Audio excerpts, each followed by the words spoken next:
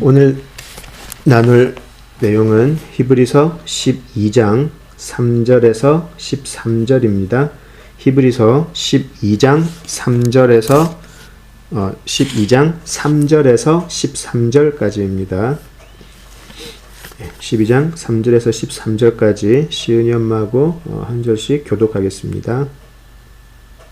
너희가 피곤하여 낙심하지 않기 위하여 죄인들이 이같이 자기에게 거역한 일을 참으신 일을 생각하라. 너희가 죄와 싸우되 아직 피 흘리기까지는 대항하지 아니하고 또 아들들에게 권하는 것 같이 너희에게 권면하신 말씀도 잊었도다. 일렀으되 내 아들아 주의 징계하심을 경히 여기지 말며 그에게 꾸지람을 받을 때에 낙심하지 말라. 주께서 그 사랑하시는 자를 징계하시고 그가 받아들이시는 아들마다 채찍질 하심이라 하였으니 너희가 참음은 징계를 받기 위함이라. 하나님이 아들과 같이 너희를 대우하시나니 어찌 아버지가 징계하지 않는 아들이 있으리요. 징계는 다 받는 것이거늘 너희에게 없으면 사생자요 친아들이 아니니라. 또 우리 육신의 아버지가 우리를 징계하여도 공경하였거든 하물며 모든 영의 아버지께 더욱 복종하며 살려 하지 않겠느냐. 그들은 잠시 자기의 뜻대로 우리를 징계하였거니와 오직 하나님은 우리의 유익을 위하여 그의 거룩하심에 참여하게 하시느니라. 무릇 징계가 당시에는 즐거워 보이지 않고 슬퍼 보이나 후에 그로 말미암아 연단받은 자들은 의와 평강의 열매를 맺느니라. 그러므로 피곤한 손과 연약한 무릎을 일으켜 세우고 너희 발을 위하여 고든 길을 만들어 저는 다리로 하여금 어그러지지 않고 고침을 받게 하라. 아멘. 기도합니다. 아버지 하나님, 오늘도 저희들에게 주시는 말씀을 감사합니다. 오늘 저희들에게 주시는 이 말씀 속에 강한 도전을 받고 마음을 굳세게 하며 하나님의 인도하심을 온전히 따라가는 우리 모두가 되게 하여 주시옵소서. 오직 성령께서 나누는 자와 함께 나누는 자 모두에게 크신 깨달음을 허락하여 주시옵소서. 예수님 이름으로 기도드립니다. 아멘. 자, 이제 3절에서 13절은 지금까지 히브리서 기자가 유지해 왔던 특별히 믿음을 경주에 비교했던 톤에서 오히려 한 발자국 더 나가는 것을 우리가 보게 됩니다. 3절에서 13절은 우리의 경주가 어렵고 힘들지만 그것이 마치 하나님께 버림을 받은 것이라고 잘못 해석하여서 낙심하지 말 것을 강조를 하고요. 오히려 그런 어려움이 주어짐으로 인해서 하나님의 자녀임을 확신할 것을 이야기하는 내용입니다. 3절의 내용은 우리가 지난주에 다루어 보았는데요. 주일에 다루었던 내용과 함께 특별히 4절에서 13절에 관한 토대가 되기도 합니다. 4절에서 13절을 해석하는 중요한 토대가 되고요.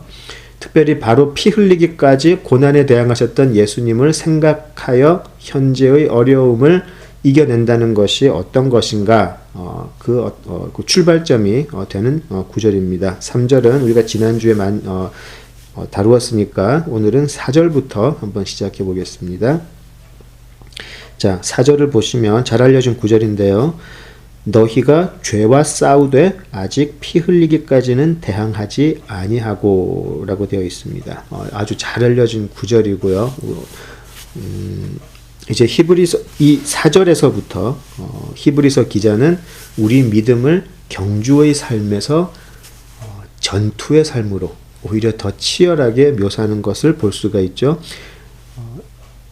지금 이 히브리서를 수신하는 자들은 이제 막 믿음에 들어온 사람들이 아니고 이미 많은 믿음의 고난을 겪어냈던 사람들이죠. 그래서 다른 사도들은 이때까지 그들이 잘 견디어 왔던 것을 격려해 주는 서신도 우리가 보게 되었고요. 우리가 요한 1서나 또 베드로 서신을 보면 굉장히 그들을 격려하는 내용을 우리가 볼 수 있는데 히브리서 기자는 격려보다는 오히려 더 이제는 힘든 내용으로 이끌어가죠. 물론 베드로 역시도 베드로 후서를 보면 베드로 후서 후반의 대부분은 이제 앞으로 다가올 더 심한 핍박을 경고한다 그럴까요? 워닝을 하고 이제 준비를 할 것을 이야기하는데 히브리서 기자도 똑같이 이야기하죠. 지금까지 잘 달려왔으니까 조금 위로를 해줄 만도 한데 오히려 우리의 믿음을 경주의 삶에서 전투하는 삶, 전쟁의 삶으로 이제 오히려 격상시켜 버리죠.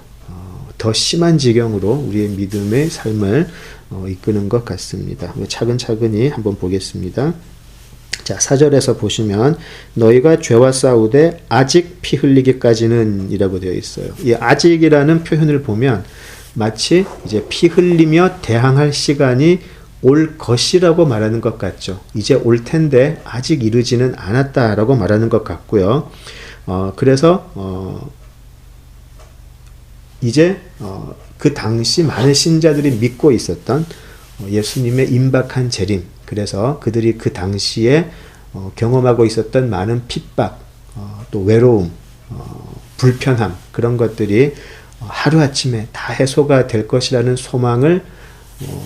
소망이 마치 이 아직이라는 말 때문에 오히려 더 낙심할 것 같은 느낌을 받게 되죠. 이제 모든 것이 다 끝날 것이다. 이제 그 끝이 가까이 왔다라고 생각을 했을 텐데 이제 오히려 피 흘릴 시간이 다가올 것이다 라는 말로 들릴 수가 있었기 때문에 오히려 더 낙심하지 않았을까, 그런 인간적인 생각도 해보게 됩니다.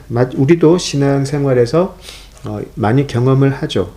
하나님을 만나고 예수님을 만나고 이제 신앙의 신앙을 어떤 성숙해지는 삶을 살게 되면서 항상 어려움과 아픔이 왔던 것을 우리가 알죠. 그것이 어떤 사람들 사이의 관계 속에서, 가족 간의 일들 속에서, 내 개인의 일들 속에서, 심지어는 우리 교회사를 보면 복음을 받아들였던 국가 차원에서도 그런 어려움들이 닥쳤던 것을 우리가 알고 있죠. 그래서 복음을 받아들였다라는 그 사실이 우리의 모든 고난이 속히 해결이 되고 그 다음은 우리는 참으로 편안한 삶을 살게 될 것이다와는 거리가 있음을 우리들도 이제는 체험으로 알고 있죠.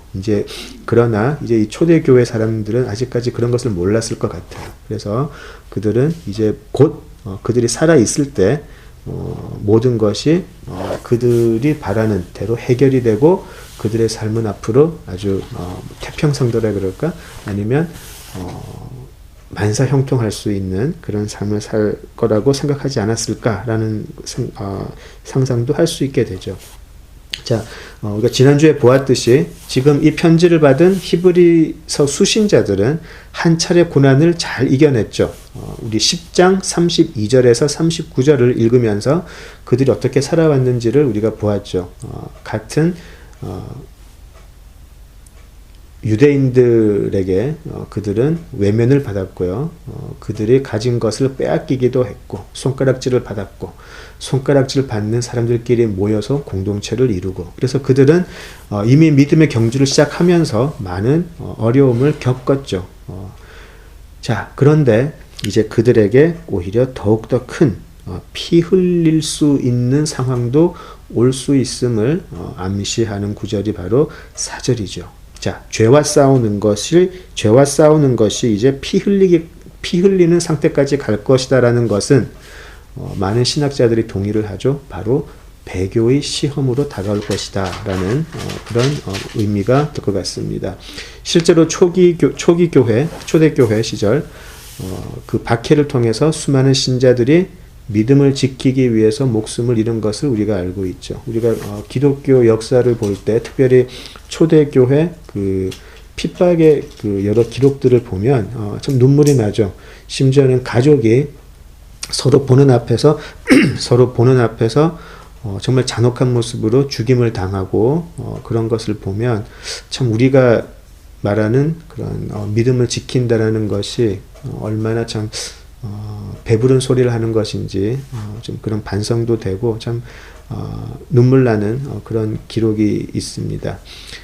실제로 지금 이 히브리서 기자가 말하는 피 흘리기까지 죄와 싸워야 되는 상황이 올 때 우리 초대교회 그리고 우리 히브리서의 표현을 빌면 이 믿음의 선조들은 그들의 길을 잘 걸어갔죠. 잘 뛰어갔고 그들에게 주어진 그 참으로 힘든 경주를 잘 끝까지 완주했음을 우리가 알 수 있습니다. 그리고 우리가 지금 달리고 있는 이 경주가 우리가 히브리서 11장을 할 때 계속 강조했듯이 그 경주가 이어지고 있는 것이 바로 우리가 오늘 하루를 살아가는 일상이라는 것, 우리의 지금 이 일상 속에서 믿음의 경주를 하고 있는 이 경주는 그들이 그렇게 비참한 고난과 고통을 겪으면서 달렸던 경주와 다른 것이 아니라는 것을 우리가 꼭 알아야 할 것 같습니다. 우리는 정말 편하게 달리고 있지만 이 경주의 더 앞에 우리가 계속해서 추적해 보면 바로 이 히브리서 기자들 그리고 초대 교인들이 걸었던 이 경주와 동일한 것임을, 연결되어 있는 것임을 우리가 알 수 있습니다. 그때 목숨을 다해서 이 경주를 자기들에게 주어진 구간을 잘 달렸던 그 선조들이 지금 오늘 우리를 보고 있을 거라고 이야기를 했죠. 그리고 응원을 하고 있을 거라고요. 그들이 그렇게 달렸던 그 경주를 우리가 지금 2020년에 달리고 있기 때문에 우리도 그 경주를 끝까지 달려야 할 책임이 있는 것이죠. 그리고 말 그대로 세계 곳곳에서 아직까지도 피 흘리면서 믿음을 지키는 사람들이 있음도 우리가 알고 있습니다. 우리가 믿음을 너무 낭만적으로 생각할 때가 있는데 믿음에 처음 들어온 분들에게는 그런 말을 하기가 좀 그렇지만 믿음의 생활을 오래 했던 우리들은 잘 알죠. 우리의 믿음은 영적 전쟁이고요. 이 영적으로 죽이지 않으면 내가 죽는 처절한 싸움의 요소가 우리 믿음의 경주에 분명히 있는 것을 우리가 알 수 있어요. 사탄은 우리에게 장난스럽게 다가오고 있지 않죠. 베드로 사도의 말을 빌면 우는 사자가 삼킬 자를 찾아서 지금도 맹렬히 뛰어다니고 있더라고 그러는데 우리의 영적 전쟁은 낭만적인 것이 결코 아니고요. 먹지 않으면 내가 먹히는 그런 부분이 분명히 있다는 것을 알아야 할 것 같습니다. 자, 그렇게 죄와 싸운다는 것은 피 흘리는 아주 처절한 모습이 분명히 있죠. 단순한 달리기 경주가 아니라 이제 전투의 모습입니다. 자, 그런데 이 4절을 이제 앞으로 다가올 믿음의 극단적인 시험으로 볼 수 있고요. 그렇게 볼 수 있고요. 또 하나는 우리가 항상 그랬듯이 이 히브리서 맥락에서 본다면 3절을 가지고 4절을 또 해석할 필요가 있죠. 3절에서 뭐라 그랬냐면 너희가 피곤하여 낙심하지 않기 위하여 죄인들이 이같이 자기에게 거역한 일을 참으신 일을 생각하라. 너희가 죄와 싸우되 아직 피 흘리기까지는 대항하지 아니하고 라고 연결이 되고 있어요. 무슨 말이냐면 죄인들이 자신에게 거역한 일을 참으셨다라는 게 과연 무엇이었나? 예수님은 바로 피 흘리기까지 죄와 싸우셨다라는 말이죠. 예수님의 지금까지 히브리서 기자는 계속해서 우리가 이 믿음의 경주를 완주하기 위해서는 이제는 전투죠. 전투를 끝까지 이기기 위해서는 분명히 인내해야 할 것이고 그 인내 속에 확실한 목표가 있어야 하는데 그 목표는 바로 예수 그리스도가 되어야 한다라고 했는데요. 그렇다면 그 예수님을 어떻게 우리가 따라갈 수 있을까? 예수님은 피 흘리기까지 우리를 붙잡고 있는 죄와 대항해서 싸우셨다라는 것이죠. 예수님이 오셔서 여러 이적들을 행하시면서 사람들에게 인기를 얻고 그것으로 끝난 것이 아니고 십자가로 가신 것이죠. 십자가로 가셔서 사람들에게 침받고 사람들에게 매를 맞고 나중에 옆구리를 찔리고 십자가에 못 박히시면서까지 인간이 당할 수 있는 그 최악의 형벌을 당하시면서까지 우리의 죄를 위해서 우리가 감당해야 될 죄를 위해서 대신 돌아가셨다라는 것이죠. 너희가 생각하라. 3절의 마지막이 바로 4절로 이어받을 수가 있을 것 같아요. 과연 죄를 위하여 피 흘리기까지 싸우신 분이 누구이신가? 바로 예수님이라는 거죠. 그분을 목표로 우리가 인내한다면 우리는 우리에게 주어진 경주를 완주할 수 있다라는 것이죠. 왜 그렇게 하셨을까? 왜 예수님은 그렇게까지 하셨어야 했을까? 여기서 이 질문에 대한 답이 바로 우리의 복음의 외침이 될 것입니다. 우리 로마서 3장으로 가보겠습니다. 로마서 3장 23절에서 26절을 보겠습니다. 자, 로마서 3장 23절에서 26절을 보겠습니다. 자, 신년만 읽어주세요.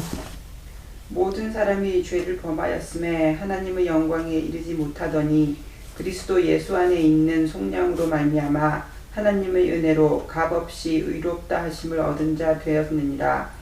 이 예수를 하나님이 그의 피로써 믿음으로 말미암는 화목제물로 세우셨으니 이는 하나님께서 길이 참으시는 중에 전에 지은 죄를 간과하심으로 자기의 의로우심을 나타내려 하심이니 곧 이때에 자기의 의로우심을 나타내사 자기도 의로우시며 또한 예수 믿는 자를 의롭다 하려 하심이라. 아멘.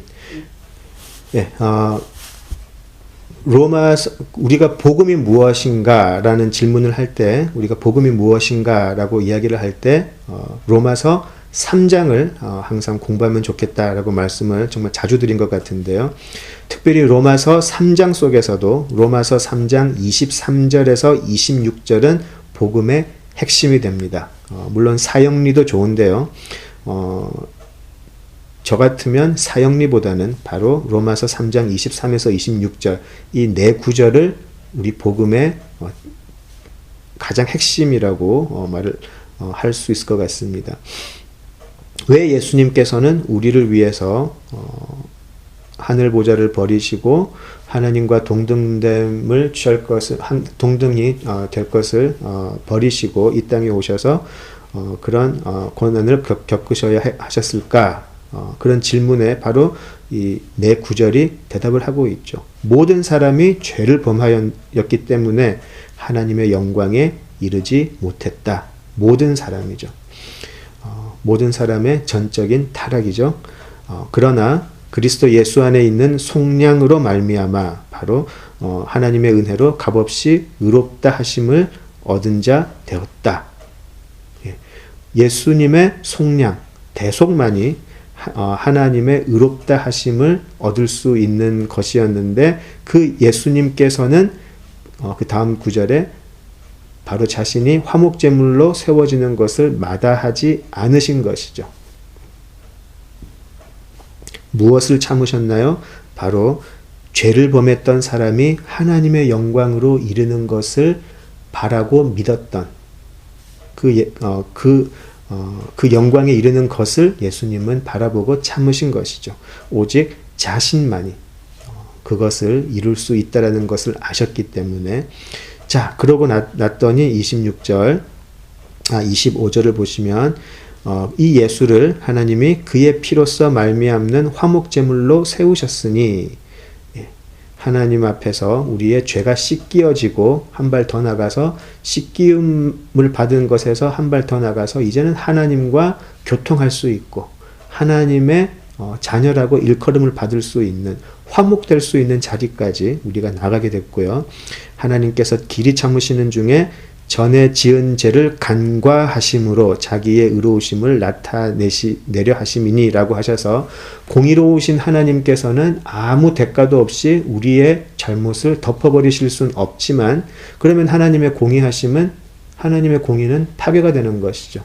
그러나 예수님의 피가 예수님의 보혈이 우리의 속량을 하셨고 또 우리 죄의 대가가 되셨기 때문에 하나님은 우리가 지었던 죄를 간과하실 수 있게 된 것이죠. 하나님의 사랑과 하나님의 공의가 완벽하게 이루어지는 것이 바로 이 자리였죠. 예수님은 이것을 위해서 참으셨고요. 이것을 위해서 피 흘리기까지 죄와 싸우신 것이죠. 우리가 말하는 승리라는 것이 무엇인가요? 사도 바울이 얘기했듯이 죄가 쏘는 것이 사망인데 그 사망을 이겨버리신 것이죠. 죄가 아무리 우리를 쏘아도 이제는 하나님께서 우리가 지었던 모든 죄를 간과하셨기 때문에 이 죄가 효력이 없게 돼버린 것이죠. 우리가 마치 백신을 맞아서 바이러스가 들어와도 아무 효력을 발휘하지 못하는 것처럼 이제 예수님은 완벽한 백신이자 치료제가 되셔서 아무리 죄의 바이러스가 우리를 들어와서 우리의 삶을 장악하려고 해도 효능을 발휘할 수 없는 것이죠. 히브리서 기자가 우리에게 강력하게 도전합니다. 너희들은 이같이 싸운 거는 아니지 않느냐라고 이야기를 하죠. 너희들이 지금 그렇게 고생을 하고 그렇게 핍박을 받고 불편하고 힘든 삶을 살지만 예수님처럼 그렇게 죄와 피 흘리기까지 당한 것은 아니지 않느냐라고 이야기를 하죠. 좀 혹독한 말이죠, 사실. 좀 힘들게 많이 힘든 삶을 살아온 사람들에게 좀 달콤한 위안도 좀 주고 좀 위로도 하면 좋겠는데 오히려 지금 히브리서 기자는 더 강하게 우리의 경주를 포기하지 말고 예수님처럼 그 길을 따라가라고 지금 독려하고 있는 것을 볼 수 있겠습니다. 자, 우리의 영적 전쟁은 이토록 긴장할 수밖에 없음을 우리가 알아야 되겠습니다. 사도 바울도 그랬죠. 이때까지 했던 거 다 잊어버리고 내가 중간에 포기하지 않고 끝까지 가는 것을 바란다. 꼭 달려갈 수 있기를. 우리가 우리 신앙을 생각할 때 너무 낭만적으로 생각하고 그 자리에 주저앉아버리는 경우가 참으로 많은데요. 우리가 가야 할 길은 힘든 길을 하나 벗어나면 또 더 어려운 길이 있을 수 있다는 것을 잊어서는 안 될 것 같습니다. 사절이 주는 교훈, 도전 우리가 평생에 간직하고 있으면 좋겠습니다. 이제 5절로 가보겠습니다. 자, 5절 또 아들들에게 권하는 것 같이 너희에게 권면하신 말씀도 잊었도다. 일러스되 내 아들아 주의 징계하심을 경히 여기지 말며 그에게 꾸지람을 받을 때 낙심하지 말라라고 시작하면서 13절까지 이 징계에 대해서 그리고 이 징계를 받는다는 사실이 하나님께 버림받았다는 또한 하나님께 벌받는다라는 의미가 아닌 오히려 하나님의 아들됨을 확증한다라는 그런 히브리서 기자의 논리가 또 논증이 여기 펼쳐지죠. 5절은 잠언 3장 11절에서 12절을 인용을 한 것이고요. 당시 이 히브리서를 받았던 히브리 그리스도인들에게 닥친 어려움을 징계의 개념으로 해석을 하죠. 징계라는 의미가 잘못에 대한 좀 징벌적인 의미가 있죠. 첫 번째로 마치 회사에서 규율을 위반하면 그 사람들에게 파면을 한다던가 직분 강등을 한다던가 정직을 한다던가 그런 제재를 가하는 그런 것과 유사한 의미를 주죠. 징벌 또 체벌적인 의미가 분명히 징계라는 단어 속에 포함이 되어 있는 것은 사실입니다. 자, 그러나 또 한 가지 의미가 있죠. 징계의 또 다른 측면은 어떤 잘못을 했을 때 거기에 대한 체벌이나 징벌이라는 의미보다는 어떤 목표를 달성하기 위해 좀 매서운 훈련을 꾸준히 이끌어간다라는 의미가 있죠. 우리 한국 한자 표현으로 훈육이라는 표현이 있는데 그 훈육이라는 표현이 또 잘 어울릴 것 같아요. 저기 보면서 훈육이라는 그 한자를 찾아봤는데 이 훈자가 말씀 원자 옆에 이제 신의 천자가 있어요. 그래서 육은 이제 그 가르친다라는 육이고요. 말로써 마치 그 시냇물이 위에서 밑으로 떨어지는 것처럼 어른이 말씀으로 아랫사람들을 강하게 이렇게 교육을 시키는 그런 의미가 있는데요. 자, 이 훈육의 과정에서 매를 들고 좀 그 육체적인 고통을 가하면서 목적을 이루는 것이 그 당시 상황에서는요 매우 자연스러운 것이었고요. 그것이 자연스러운 훈육의 과정이었고 사실 우리들도 그렇게 컸죠. 예, 그것이 어떤 특정한 잘못이 있을 때마다 체벌을 가한다라는 그런 의미라기보다는 어떤 성장이나 성숙의 어떤 분명한 목표를 두고 그것을 이루기까지 옆에서 끊임없이 또 그리고 매우 엄격하게 그 과정을 이끌어가는 모습이라고 할 수 있죠. 그것을 우리가 징계라고도 할 수 있을 것 같습니다. 우리가 그 ESV를 보면 징계가 디스플린이라고 되어 있는데요. 영어로도 이 디스플린이라는 말이 두 가지 똑같이 쓰입니다. 어떤 경우는 디스플린 한다 그러면 이 사람이 어떤 잘못을 저질렀기 때문에 내가 어떤 디스플리너리 액션을 취하겠다. 그 말은 어떤 그 징벌적인 조치를 취하겠다. 그 잘못에 대해서 그럴 때 우리가 디스플린이라는 말을 쓰기도 하고요. 그리고 우리가 보통 디스플린이라는 말은 훈련 많이 시킬 때, 훈련을 시킬 때 또 디스플린 한다 그러죠. 그래서 어떤 스포츠 팀 같은 경우에 보면 저 팀은 정말 디스플린이 잘 돼 있다. 그렇게 되면 저 팀은 코치 밑에서 굉장히 하나의 팀으로 훈련이 잘 돼 있다. 그런 말도 하게 되고요. 또 그 디스플린이 잘 된 학생이라 그러면 많이 매를 맞은 학생이 아니고 디스플린이 잘 된 학생은 누가 뭐라 그러지 않아도 알아서 자기 시간 관리도 잘하고 자기가 해야 할 것 딱딱 할 수 있고 그런 학생을 우리가 디스플린이 참 잘 돼 있는 학생이다라고 이야기를 하죠. 그 디스플린은 어렸을 때 계속해서 그렇게 훈련을 받아왔다라는 것을 암시를 하는 것이죠. 자, 그런 의미로 오늘 우리가 보는 이 징계를 보면 좋겠습니다. 지금 히브리서 수신자들이 그동안 아주 많은 시련에 놓여 있었습니다. 자, 그런데 점점 그것이 더 실제적이고 구체적으로 그들 자신, 가족, 그리고 공동체에 들어와서 평안보다는 더 혼란을 가중시키고 있는 것 같아요. 그래서 많은 사람들이 다시 옛 유대교의 길로 돌아가려고 하고 있었던 것 같아요. 예수를 믿었는데 돌아오는 게 왜 시련밖에 없나? 당장 해결될 기미도 보이지 않고 당장 내가 옛 길을 벗어버리고 떠나고 새로운 이 복음의 길로 가니 당장 내 삶이 너무나 힘들어지고 내 가족도 힘들어지고 왜 이것이 정말 참된 복음, 이것이 정말 참된 복된 소식이 맞나? 분명히 혼란스러웠을 것 같아요. 자, 종교학에서도 이 고통의 문제, 프라블럼 오브 페인이라는 것은 굉장히 중요한 주제이죠.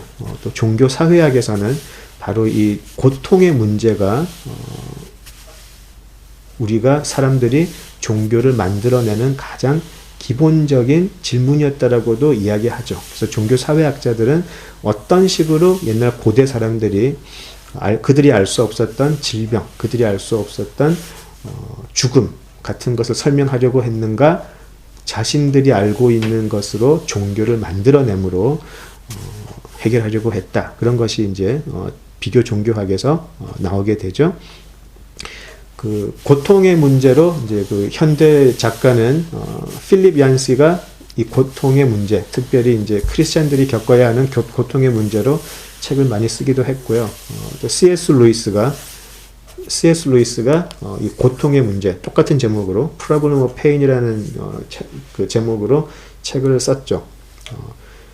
읽는 것 자체가 굉장히 고통스러운데 아직까지도 사실 다 이해를 했는지는 모르겠어요. 저도 몇 번 읽어봤지만 참으로 어렵습니다. 이 고통의 문제를 참으로 많은 종교들 또 철학자들이 이해하려고 했지만 인류 역사상 아직까지 완벽하게 해결된 적은 없는 것 같아요. 믿음을 가지고 있는 우리조차도 이 고통의 문제를 속 시원하게 이해할 수는 없습니다. 왜 하나님이 나에게 이런 시련을 주시나? 왜 하나님이 나에게 이런 고난의 터널을 지나가게 하시나? 알 수 없죠. 우리가 욥기 통해서도 그것을 분명히 알 수가 있고요. 믿음의 여정이 늘 기쁘고 기쁨이 가득하고 평안하고 즐거우면 좋겠는데 우리가 하나님을 알고 예수님을 믿었다고 해도 생로병사라는 이 법칙을 벗어나지 못하죠. 우리가 이 세상을 살아가는 동안 때때로 굉장히 이상한 믿음을 가진 사람들이 이 생로병사의 법칙에서 벗어나려고 하는 사람들이 있어요. 분명히. 또 믿음이라는 이름으로. 그래서 제가 얼마 전에도 굉장히 그 성경 말씀을 문자적으로 해석한 어떤 목사님이 그 악어들이 가득한 곳에 혼자 들어가가지고 이렇게 죽었다는 그런 것도 봤는데 믿음만 있으면 괜찮다고. 예. 이 생로병사라는 법칙 인간사에서 벗어날 수 없죠. 그 안에서 왜 우리가 믿음이 있는데 우리에게 이 생로병사의 아픔이 닥치는가 아직까지 우리는 확실하게 알 수가 없죠. 현재 우리가 코로나 바이러스로 다들 힘들어하고 불투명한 이 상황 속을 지금 거쳐가고 있지만 믿는 자들만 코로나 바이러스가 비껴가진 않죠. 그렇다면 지금까지 죽은 몇만 명의 사람들은 믿음이 없는 사람이어야 하는데 그 중에는 목사님들도 많고요. 그 중에는 굉장히 헌신적으로 복음의 삶을 살아온 사람들도 많이 있죠. 우리가 이 세상을 살아갈 때 이 생로병사의 이 법칙을 벗어나진 않죠. 어떻게 해석을 해야 할까요? 이것이 그 초대 교회인들도 또 초대 교회 이전의 많은 사람들 또 현대 과학 문명을 살아가는 우리들에게 동일하게 주어지고 여전히 힘들어하는 질문이죠. 왜 우리에게 이러한 징계가, 왜 이런 고난이, 왜 이런 시련이 닥치는가? 자, 우리 누가복음 12장을 한번 보겠습니다. 누가복음 12장 26절에서 32절을 보겠습니다.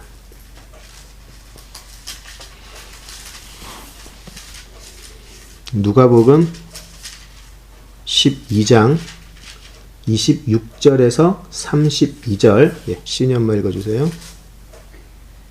그런즉 가장 작은 일도 하지 못하면서 어찌 다른 일들을 염려하느냐. 백합화를 생각하여 보라. 실도 만들지 않고 짜지도 아니하느니라. 그러나 내가 너희에게 말하노니 솔로몬의 모든 영광으로도 입은 것이 이 꽃 하나만큼 훌륭하지 못하였느니라. 오늘 있다가 내일 아궁이에 던져지는 들풀도 하나님이 이렇게 입히시거든. 하물며 너희일까 보냐. 믿음이 작은 자들아. 너희는 무엇을 먹을까 무엇을 마실까 하여 구하지 말며 근심하지도 말라. 이 모든 것은 세상 사람들이 구하는 것이라. 너희 아버지께서는 이런 것이 너희에게 있어야 할 것을 아시느니라. 예, 잠깐만요. 예, 제가 이거를 잘못 썼네요. 누가복음 12장 26절이 아니고 제가 나중에 좀 찾아주세요. 제가 하려고 했던 부분은 그 부분이 아니고 제가 읽어볼게요. 여기 제가 좀 구절을 제가 잘못 쓴 것 같은데, 예. 이거는 제가 나중에 정확한 구절을 제가 불러드리고요. 제가 구절을 읽어보겠습니다. 무릇 내게 오는 자가 자기 부모와 처자와 형제와 자매와 더욱이 자기 목숨까지 미워하지 아니하면 능히 내 제자가 되지 못하고 누구든지 자기 십자가를 지고 나를 따르지 않는 자도 능히 내 제자가 되지 못하리라.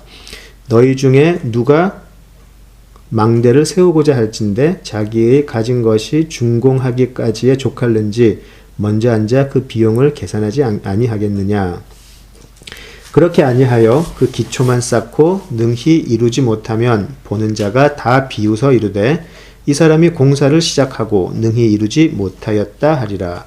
또 어떤 임금이 다른 임금과 싸우러 갈 때에 먼저 앉아 1만 명으로서 저 2만 명을 거느리고 오는 자를 대적할 수 있을까 헤아리지 아니하겠느냐.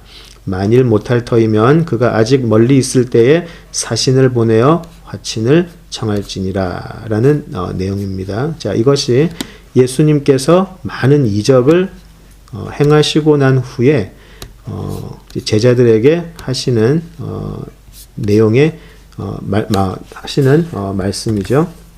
제가 잘못 그 구절을 말씀드린 것 같은데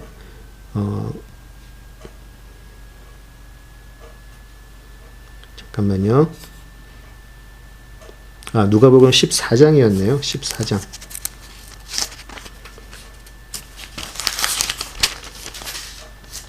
네, 잘못 말씀드렸네요. 누가복음 14장 28절에서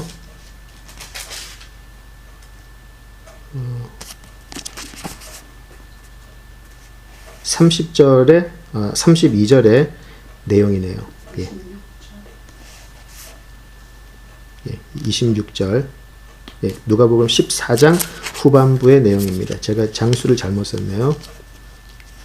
예, 누가복음 14장 26에서 32절의 내용입니다. 예, 제가 잘못 썼네요. 예. 예, 여기서 지금 예수님께서 하시는 말씀의 내용은 바로 이것이죠. 지금 이제 예수님께서 많은 이적을 행하시고요. 많은 이적을 행하시고 점점 예수님의 사역의 초반부부터 점점 예수님을 따라오는 사람들이 많아지기 시작을 했죠.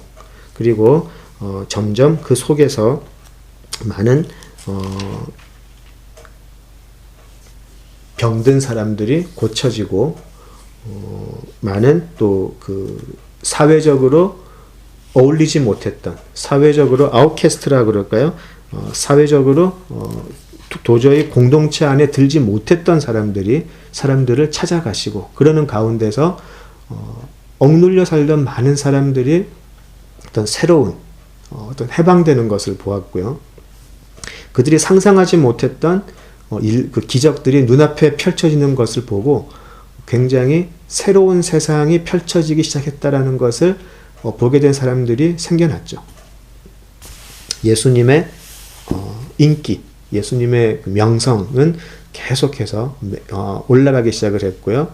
처음에 예수님의 선택을 받아서 따라 나섰던 제자들 역시 굉장히 처음에는 도대체 저분이 누구인가 그들 스스로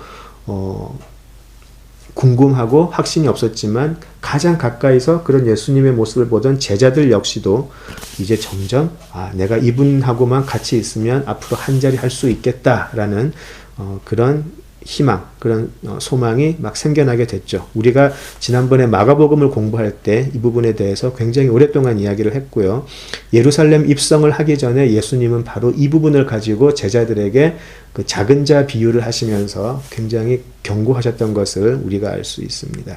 자, 왜 지금 이 말씀을 이야기를 하냐면은요. 왜 이 구절을 이야기를 하냐면은 예수님께서 우리를 위해서 이루신 구원은 분명히 대가 없는 것이 맞죠. 우리가 어떠한 것으로도 예수님의 구원을 살 수 없음을 우리가 압니다. 만약에 예수님의 구원을 우리가 살 수 있다라 그러면 그것은 우리에게 복음이 아니죠. 그래서 우리가 얼마나 우리 스스로 거룩하게 살고 우리 스스로 얼마나 종교적으로 열심히 산다고 해도 예수님의 구원을 살 수는 없습니다. 예수님의 구원은 분명히 값 없는 것임을 우리가 알고 그래서 우리가 은혜라고 받아들이죠. 그런데 또한 구원에 또 한 가지의 요소가 있습니다. 지금 예수님이 말씀하신 것처럼 그렇다면 그 값없이 주어진 구원을 우리가 선물로 받아들이고 따라갈 때에 그 길이 과연 내가 부모와 처자와 형제 자매까지 미워하며 따라가야 할 길인가 계산을 한번 해보라는 것이죠. 왜냐하면 이 구원의 길은 결코 쉬운 길이 아니기 때문에 그렇죠. 예수님은 좁은 길, 좁은 문을 이야기를 하셨고요. 누가복음 14장에서 말씀하신 것처럼 누구든지 자기 십자가를 지고 나를 따르지 않는 자도 능히 내 제자가 되지 못한다라고 이야기를 하셨어요.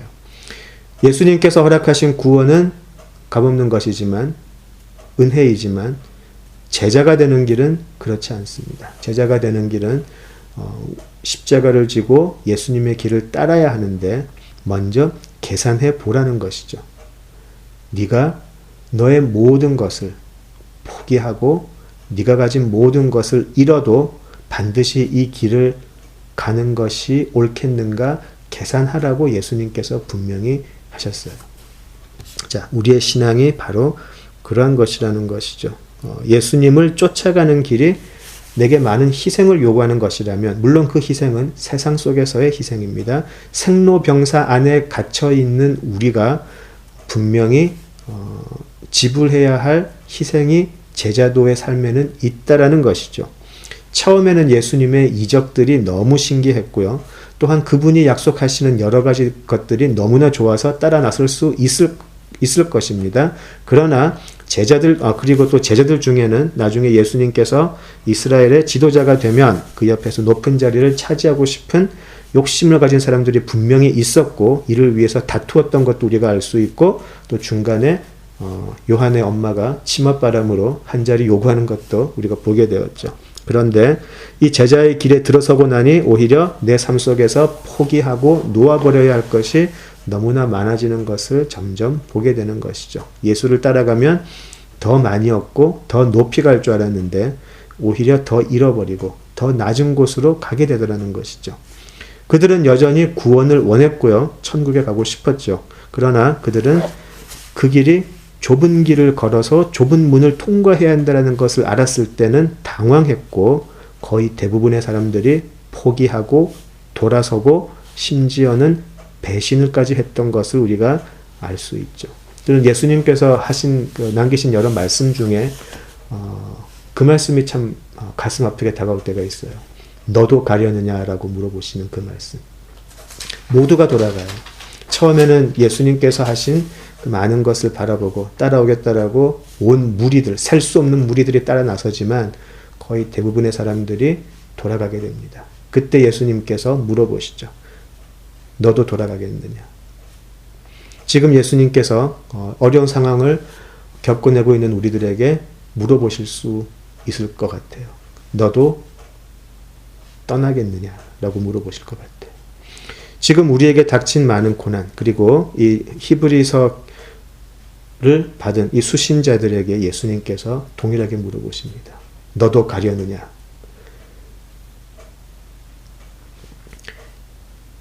우리에게 닥친 여러 가지 고난의 모습을 우리가 함부로 판단할 수는 없죠. 우리가 흔히 저지르는 실수 중에 조금 어려움이 있으면 너 죄 때문에 그렇다. 너의 삶이 하나님 앞에서 신실하지 못하기 때문에 그렇다. 그런 욥의 친구들 같이 함부로 그런 고통을 판단하는 잘못은 분명히 저지르면 안 될 것 같아요. 자, 히브리 그리스도인들이 자신들이 겪고 있는 고통과 시련을 마치 하나님의 율법의 전통을 자신들이 어겼기 때문에 받는 징계이자 하나님께 버림받은 것이라고 생각할 수도 있었을 것 같아요. 그 사람들은 욥의 새 친구들처럼 그들에게 닥친 고난을 해석을 해버린 것이죠. 마치 자신들이 하나님의 율법을 저버렸기 때문에 자신들에게 고통과 시련이 왔다라고 해석을 했었다라는 것이죠. 그때 히브리서 기자가 강력하게 이야기합니다. 오히려 반대이다. 오히려 그런 고통이 너희들에게 있음은 버림받음의 표징이 아니라 오히려 하나님의 자녀됨을 증거하는 것이다 라고 이야기를 하죠. 다시 히브리서 12장으로 돌아오면 히브리서 12장 10절을 보시면 이런 표현이 있죠. 그들은 잠시 자기의 뜻대로 우리를 징계하였거니와 오직 하나님은 우리의 유익을 위하여 그의 거룩하심에 참여하게 하시느니라. 이런 훈련이 없다면 이것이야말로 하나님께 버림받은 자가 아니겠는가라고 이야기를 하죠. 왜 우리에게 각자 다른 모습의 고통, 징계, 고난이 오는지 거기에 대해서는 성경은 이야기를 하지 않죠. 할 수도 없고요. 우리의 역할은 왜 나에게만 이런 시련이, 왜 나에게는 저런 시련이 라고 하는 것보다는 이 시련 속에서 하나님은 나에게 무엇을 말씀하시나, 그 속에서 하나님이 이루고자 하시는 거룩하심, 그리고 11절에 보시면 그로 말미암아 연단받은 자들은 의와 평강의 열매를 맺느니라 라고 했는데, 과연 이것을 통해서 하나님의 내 삶 속에서 맺고 싶어 하시는 의와 평강의 열매는 과연 무엇인가? 도대체 이게 무엇이길래 하나님은 나에게 이런 고통까지 주시는 것인가? 하나님이 나에게 이루실 의와 평강이 무엇일까? 그것에 집중하라는 것이죠. 힘들죠. 많이 힘들고 어렵죠. 함부로 고난에 또 고통에 대해서 이야기하는 것은 우리가 삼가해야겠지만, 그러나 히브리서 기자는 여기서 강하게 이야기합니다. 12절을 보시면 피곤한 손, 연약한 무릎을 일으켜 세우라라고 이야기하고 있어요. 그 자리에 주저앉아 버리지 말고 피곤하다고 연약하다고 그냥 주저앉지 말고 일어서라는 것이죠. 야속하고 매몰차게 들릴 수도 있겠지만 히브리서 기자가 보는 우리 믿음의 여정은 매우 힘들고 끝날 때까지 어려운 경기, 끝날 때까지 어려운 전투이기 때문입니다. 지금 동정을 주기보다는 잘못된 곳을 빨리 고쳐서 적을 이기지 않으면 우리가 잡혀 먹히는 매우 냉정한 현실이 믿음의 경주이기 때문입니다. 여기까지 왔으니까 이것으로 충분하다. 이제 그만하고 좀 쉬자라고 하는 게 우리 신앙의 경주에서는 참된 격려가 아니라 오히려 멸망의 달콤한 속삭임이 될 수 있다는 것을 분명히 알아야 하겠습니다. 히브리서 기자가 말하는 것은 믿음의 경주는 반드시 완주하라는 것이죠. 여기까지 갔으니까 됐다. 거기까지 그만하고 쉬자가 아니라 끝까지 가자라는 것이죠. 이미 완주하신 예수님을 따라 달려가야 우리도 완주할 수 있기 때문입니다. 우리 혼자서 달리는 것이 아니고 이미 그 길을 달리신, 피 흘리기까지 죄와 싸우신 예수님을 따라 달려갈 때만 완주할 수 있다라는 사실입니다. 그 경주가 우리가 달리면 달릴수록 반대편에서는 다가오지 못하게 고난과 시련이 거꾸로 우리를 다가오게 합니다. 그렇게 힘듭니다. 자, 우리 개인의 삶, 우리 개인의 신앙을 한번 돌아보면 좋겠습니다. 현재 닥친 어려움 속에서 때때로 우리는 의심이 생겨나고 낙심하게 되죠. 하나님의 말씀을 통해 주신 약속들, 하나님의 거룩하심에 참여하고 의와 평강의 열매를 맺는다는 이 말씀이 너무 뜬구름 잡는 소리같이 들리기도 하죠. 구체적이지도 않고 별로 소용도 없는 것 같죠.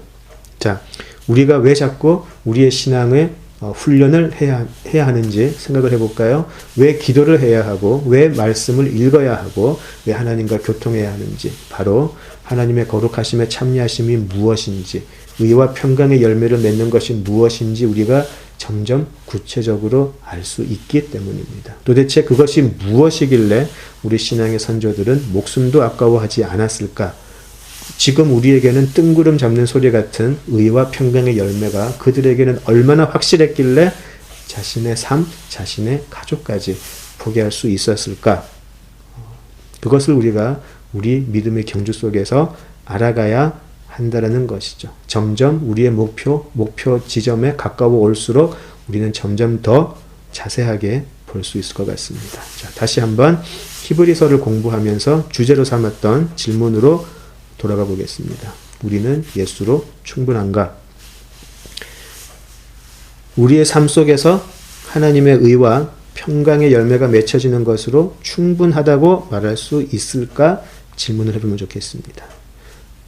오직 예수만 바라보며 의와 평강의 열매가 맺혀지는 것을 바라보고 믿음의 경주를 끝까지 달려갈 수 있을까? 생각을 해보면 좋겠습니다.